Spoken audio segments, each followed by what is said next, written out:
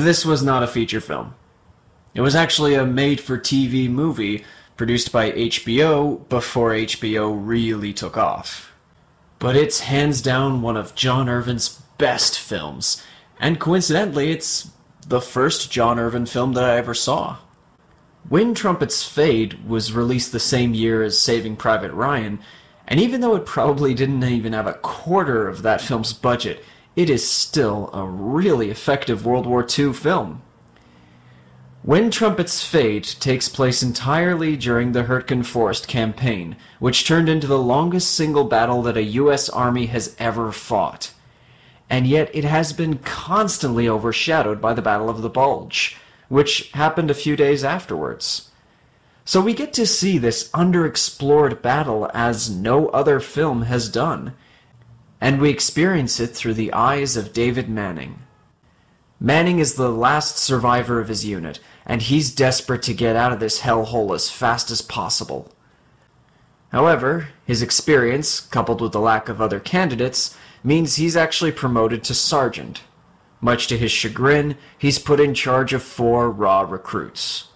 Manning tries to get out of his position, but nobody is interested in helping this one guy get away from a battle that's claiming hundreds by the day.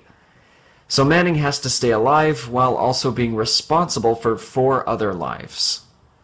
Ron Eldard does a fantastic job with his role. He's burnt out by the war, he wants to get out, and he doesn't care if he sounds like a coward while doing it.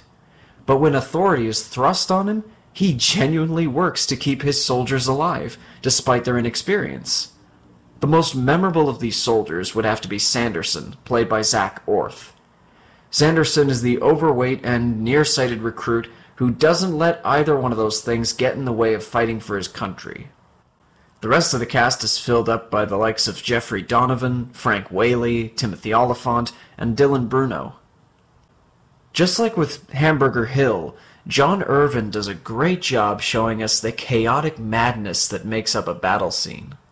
Just like how he showed hundreds of men dying just to reach the top of a single hill, Irvin also gives us the futility and despair of a gruesome campaign in what was otherwise a peaceful forest.